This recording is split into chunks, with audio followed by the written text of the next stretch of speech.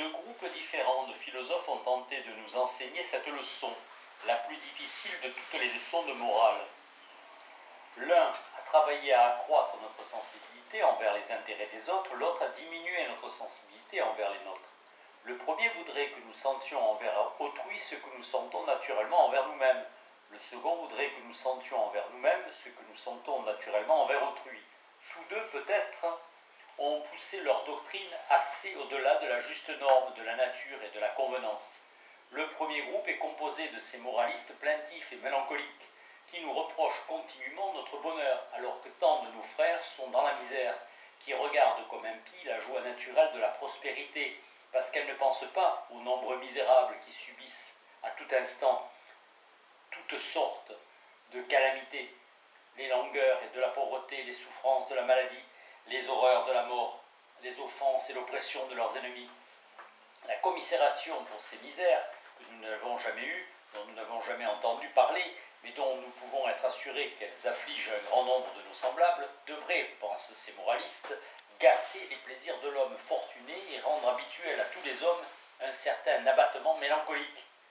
Mais en premier lieu, cette sympathie extrême avec des infortunes dont nous ne savons rien semble totalement absurde et déraisonnable. Prenez la terre entière, et en moyenne, pour un homme plongé dans la douleur ou la misère, vous en trouverez 20 dans la prospérité et la joie, ou du moins dans une condition tolérable. Il n'y a assurément aucune raison de devoir pleurer avec le malheureux, plutôt que de devoir se réjouir avec les 20 autres. En outre, cette commisération artificielle n'est pas seulement absurde, elle semble aussi totalement impossible. Ceux qui affichent ce caractère n'ont communément qu'une certaine tristesse affectée et sentimentale, qui, sans atteindre le cœur, sert seulement à rendre leurs traits et leur conversation effrontément lugubres et désagréables. En dernier lieu, cette disposition d'esprit, fût-elle possible, serait parfaitement inutile et n'aurait d'autre résultat que de rendre misérable la personne qui la posséderait. L'intérêt que nous pourrions prendre à la fortune d'hommes que nous ne connaissons pas et avec qui nous n'avons aucun rapport et qui sont placés entièrement en dehors de la sphère de notre activité, ne pourrait que nous causer de l'angoisse, sans d'aucune manière leur apporter davantage. À quel dessein devrions-nous nous soucier de ceux qui vivent sur la Lune? Tous les hommes, même les plus éloignés de nous, peuvent sans doute prétendre à nos bons voeux, et nous leur accordons naturellement. Nous les leur accordons naturellement. Mais si malgré cela ils connaissent l'infortune, il ne semble pas que sentir de l'angoisse à ce sujet fasse partie de notre devoir. Que nous ne soyons donc que peu intéressés par la fortune de ceux auxquels nous ne pouvons ni servir ni nuire, et qui sont à tout égard très éloignés de nous, semble sagement ordonné par la nature. S'il était possible de changer sur ce point notre constitution originelle, nous n'y pourrions rien gagner au change. Il n'y a pas lieu de nous objecter que nous avons trop peu d'affinité avec la joie du succès. Lorsque l'envie ne s'y oppose pas, nous sommes plutôt susceptibles de voir la prospérité avec trop de faveur. Et les mêmes moralistes qui nous blâment d'un manque de sympathie suffisante avec les misérables nous reprochent la légèreté avec laquelle nous sommes trop susceptibles d'admirer et presque de vénérer les hommes fortunés, les puissants et les riches. Parmi les moralistes qui tentent de corriger l'inégalité naturelle de nos sentiments passifs en diminuant notre sensibilité envers ce qui nous concerne particulièrement, on peut compter toutes les sectes des philosophes antiques, et particulièrement les stoïciens. Selon eux, l'homme doit se regarder non pas comme un être séparé et isolé, mais comme un citoyen du monde, un membre de la vaste communauté de la nature. Il doit toujours vouloir que son petit intérêt soit sacrifié pour l'intérêt de cette grande communauté. Ce qui le concerne ne doit pas l'affecter plus que ce qui nous concerne, que ce qui concerne toute autre partie également importante de cet immense système. Nous devons nous regarder non pas du point de vue que nos passions égoïstes sont susceptibles de nous faire adopter, mais du point de vue d'où tout autre citoyen du monde nous verrait. Nous devons regarder ce qui nous arrive comme ce qui arrive à notre prochain, ou ce qui revient au même, comme notre prochain regarde ce qui nous arrive. Quand notre prochain, dit Épictète, perd sa femme ou son fils, il n'y a personne qui ne sente qu'il s'agit d'une calamité humaine, d'un événement naturel totalement en accord avec le cours ordinaire des choses. Mais quand la même chose nous arrive, nous gémissons comme si nous souffrions de la plus atroce des infortunes. Nous devons cependant nous rappeler, comment nous étions affectés quand cet accident est arrivé à un autre, et nous devons être face à notre propre malheur comme nous étions face au sien. Les infortunes privées pour lesquelles nos sentiments sont susceptibles de dépasser les bornes de la convenance sont de deux genres différents. D'une part, il y a les infortunes qui nous affectent indirectement en affectant d'abord d'autres personnes qui nous sont particulièrement chères, par exemple nos parents, nos enfants, nos frères et sœurs, nos amis intimes. D'autre part, il y a les infortunes qui nous affectent immédiatement et directement, que ce soit dans notre corps, notre fortune ou notre réputation, par exemple la douleur, la maladie, l'approche de la mort, la pauvreté, la disgrâce, etc. Dans les infortunes du premier genre, nos émotions peuvent, sans aucun doute, aller bien au-delà de ce qu'admet l'exacte convenance, mais elles peuvent également rester en deçà, et il en va fréquemment ainsi. L'homme qui ne sentirait rien de plus face à la mort ou à la détresse de son père ou de son fils que face à la mort ou à la détresse du père ou du fils de n'importe qui d'autre, ne semblerait pas être un bon fils ou un bon père. Cette indifférence contre nature, loin d'exciter notre applaudissement, encourait notre désapprobation la plus grande. Parmi les affections domestiques, toutefois, certaines sont plus susceptibles d'offenser par leur excès et d'autres par leurs défauts. La nature, poursuivant les plus sages desseins, a rendu chez la plupart des hommes, et peut-être chez tous, la tendresse parentale beaucoup plus forte que la pitié filiale. La continuation et le développement de l'espèce dépendent totalement de la première de ces affections, et non de la seconde. Dans les cas ordinaires, l'existence et la protection de l'enfant dépendent totalement des soins des parents. L'existence et la protection des parents dépendent rarement des soins de l'enfant. La nature a donc rendu la première affection si forte que généralement elle ne demande pas à être excitée, mais à être modérée. Les moralistes s'efforcent rarement de nous enseigner comment laisser aller, mais plutôt comment restreindre la tendresse, l'attachement excessif et la préférence injuste que nous sommes prêts à accorder à nos propres enfants contre ceux des autres. À l'opposé, ils nous exhortent à une affectueuse attention envers nos parents, à leur rendre convenablement dans leur vieillesse la bonté qu'ils nous avaient prodiguée pendant notre enfance et notre jeunesse. Dans le Décalogue, il nous est recommandé d'honorer nos pères et mères. Nulle mention n'est faite de l'amour de nos enfants. La nature nous a suffisamment préparés à accomplir ce devoir. Les hommes sont rarement accusés de feindre d'aimer leurs enfants plus qu'ils ne les aiment réellement. Mais on les suspecte parfois de montrer de la piété envers leurs parents avec trop d'ostentation. L'ostentation du chagrin des veuves est pour la même raison suspectée de n'être pas sincère. Si nous pouvions le croire sincère, nous respecterions même l'excès de ses affections bienveillantes. Et même si nous l'approuvions pas parfaitement, nous ne pourrions le condamner sévèrement. Qu'on affecte cet excès est une preuve qu'il semble digne d'éloge, ne serait-ce qu'aux yeux de ceux qui le feignent. Quoi qu'il puisse paraître blâmable, même l'excès de ces affections bienveillantes, les plus susceptibles de nous offenser, n'est jamais odieux. Nous blâmons la tendresse et l'angoisse excessive des parents comme quelque chose qui pourrait, en fin de compte, se révéler nuisible à l'enfant et qui en même temps est très incommode pour les parents eux-mêmes. Cependant, nous les pardonnons facilement et nous les regardons jamais avec haine et aversion. Mais le défaut de cette affection, habituellement excessive, paraît toujours particulièrement odieux. L'homme qui semble ne rien sentir pour ses enfants, qui les traite en toute occasion avec une sévérité et une dureté non méritée, paraît être la plus détestable des brutes. Le sens de la convenance, loin d'exiger que nous éradiquions totalement cette sensibilité extraordinaire, qui nous fait naturellement compatir avec les infortunes de ceux qui nous sont les plus proches, est toujours beaucoup plus offensé par le défaut que par l'excès de cette sensibilité. L'apathie stoïcienne n'est en ces cas jamais agréable, et tous les sophismes métaphysiques qui servent à le justifier, à la justifier, peuvent rarement servir à autre chose qu'à augmenter l'impertinence naturelle de la dure insensibilité du fat qui s'y réfère. Les poètes et les romanciers qui peignent le mieux les raffinements et les délicatesses de l'amour et de l'amitié et de toutes les autres affections privées et domestiques, comme Racine et Voltaire, Richardson, Marivaux, Riccoboni, sont en ces cas de bien meilleurs maîtres que Zénon, Chrysippe ou Épithète. Cette sensibilité modérée envers les infortunes d'autrui, qui ne nous distrait d'aucun devoir, le souvenir mélancolique et affectueux des amis qui nous ont quittés, la douleur si chère à nos chagrins secrets, comme l'écrit Gray, ne sont pas des sensations dépourvues de délices. Bien qu'elles revêtent les traits extérieurs de la douleur et de la peine, Elle porte toute la marque intérieure des nobles caractères de la vertu et de l'approbation de soi. Il en va autrement pour les infortunes qui nous affectent immédiatement et directement dans notre corps, notre fortune ou notre réputation. Le sens de la convenance est beaucoup plus susceptible d'être offensé par l'excès que par le défaut de notre sensibilité. Et nous ne risquons que dans de très rares cas d'approcher de trop près l'apathie et l'indifférence stoïcienne. On a déjà observé que nous avons très peu d'affinité avec les passions qui ont le corps pour origine. La douleur qui est occasionnée par une cause évidente, comme dans le cas d'une coupure ou d'un déchirement des chairs, et peut-être l'affection du corps avec laquelle le spectateur sent le plus vivement de la sympathie. Voir venir la mort de son prochain ne manque pas non plus de beaucoup l'affecter.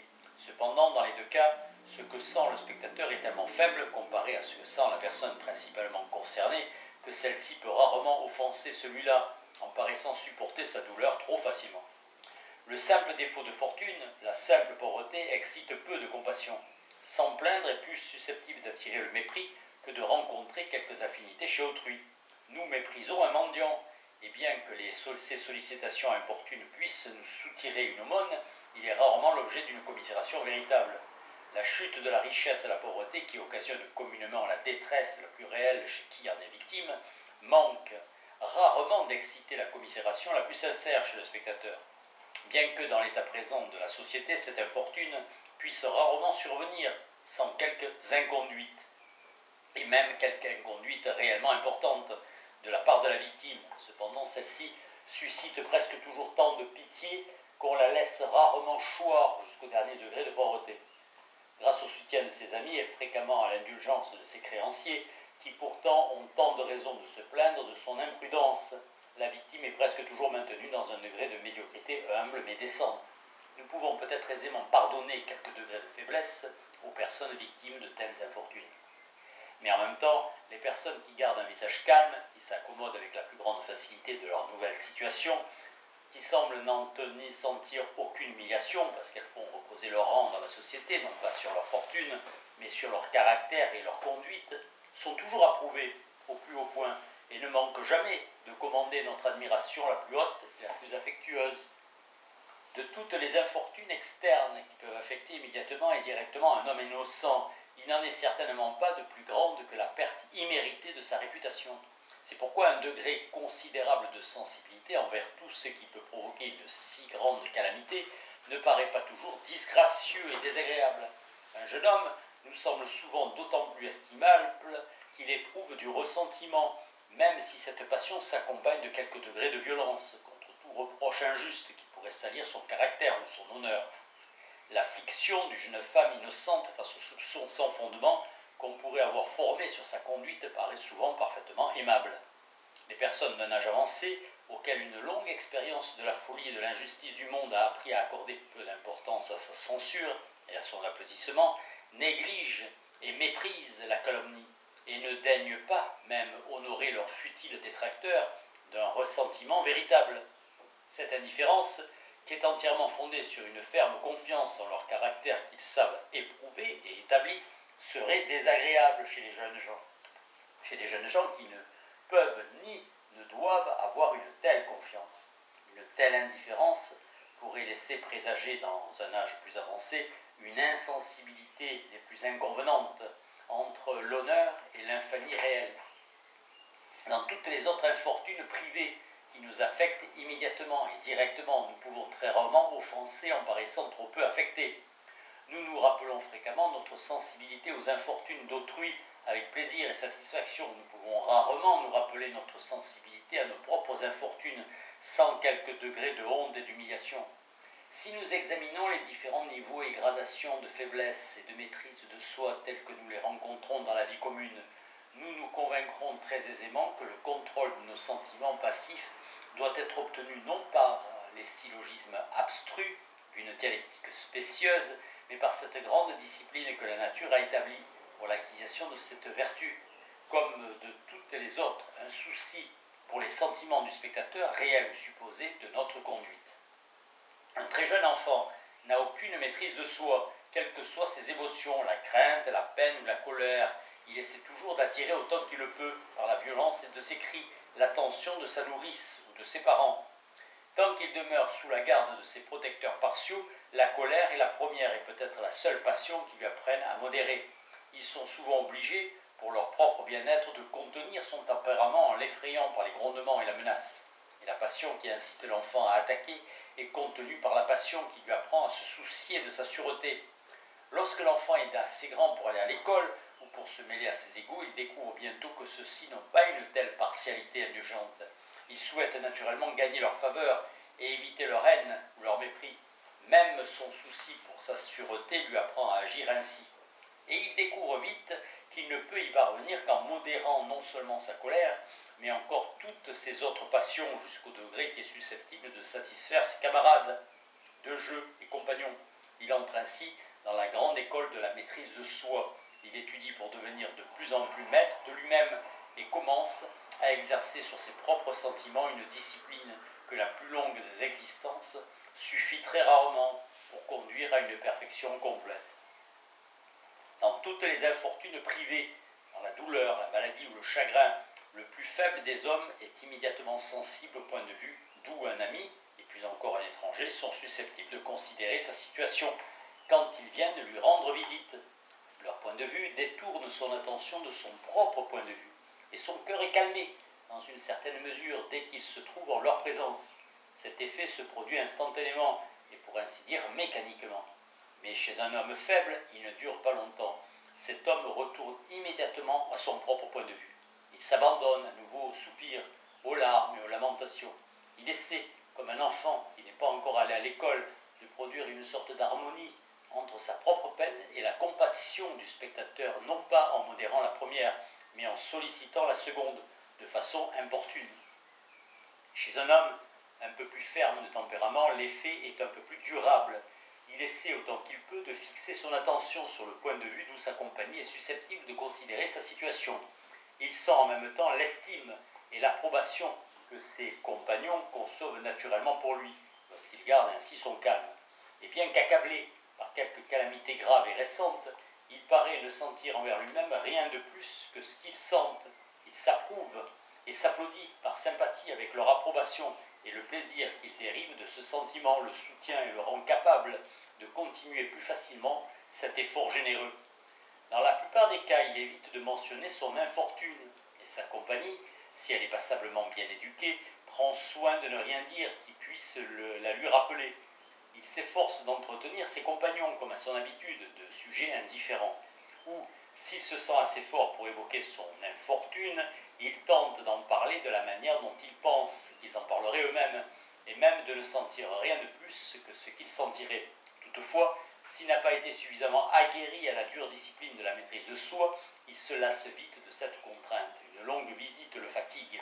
Vers la fin, il risque constamment de s'abandonner à toute la faiblesse d'un chagrin excessif, ce qu'il ne manque jamais de faire dès que ses visiteurs sont partis. Les bonnes manières modernes, qui sont extrêmement indulgentes pour la faiblesse humaine, interdisent pour un temps à des étrangers de rendre visite à des personnes qui ont subi un grave malheur familial, et ne l'autorisent qu'aux plus proches parents et aux amis les plus intimes. La présence de ces derniers, pense-t-on, imposera moins de contraintes que celle des étrangers. Les personnes qui souffrent peuvent plus facilement s'accommoder aux sentiments de ceux dont ils ont quelques raisons d'attendre une sympathie plus indulgente.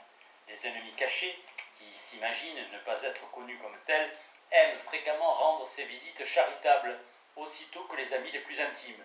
L'homme le plus faible au monde s'efforce dans ce cas d'adopter des traits virils et par l'indignation et mépris face à leur malveillance, de se comporter avec autant de gaieté et de tranquillité qu'il peut. L'homme doté de constance et de fermeté réelle, l'homme sage et juste qui a été complètement éduqué dans la grande école de la maîtrise de soi, dans l'agitation et les affaires du monde, qui a été exposé peut-être à la violence et à l'injustice des factions, ainsi qu'aux épreuves et au hasard de la guerre, garde le contrôle de ses sentiments passifs en toute occasion. Qu'il soit seul ou en société, il garde les mêmes traits et il est affecté presque de la même manière. Dans le succès et dans la déception, dans la prospérité et dans l'adversité, face à ses amis et face à ses ennemis. Il lui a souvent été nécessaire de conserver cette mâle fermeté. Il n'a jamais osé. Il lui a souvent été nécessaire. Il n'a jamais osé oublier un moment le jugement que le spectateur impartial formerait sur ses sentiments et sa conduite. Il n'a jamais osé se permettre de détourner son attention de l'homme au-dedans du cœur. C'est avec les yeux de celui qui réside en lui qu'il a toujours été accoutumé à regarder tout ce qui le concerne. Cette habitude lui est devenue parfaitement familière. Par un exercice constant, pressé par une nécessité constante, il a modelé ou s'est efforcé de modeler non seulement sa conduite et son comportement extérieur, mais encore autant qu'il a pu ses sentiments intérieurs, en accord avec eux, de ce juge redoutable et respectable. Il ne fait pas que feindre les sentiments du spectateur impartial, il les adopte réellement, il s'identifie presque avec lui, il devient presque lui-même ce spectateur impartial, et il ne sent presque rien d'autre que ce que ce grand arbitre de sa conduite lui ordonne de sentir.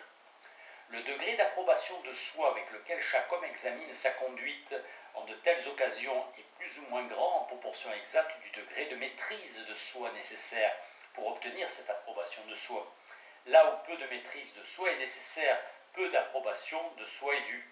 L'homme qui n'a qu'une égratignure au doigt ne peut s'applaudir beaucoup de paraître immédiatement avoir oublié cette dérisoire infortune. L'homme qui a perdu sa jambe, emporté par un boulet de canon, et qui le moment d'après parle et agit avec son flegme et sa tranquillité habituelle, sent naturellement un degré bien plus haut d'approbation de soi, puisqu'il fait preuve d'un degré bien plus élevé de maîtrise de soi.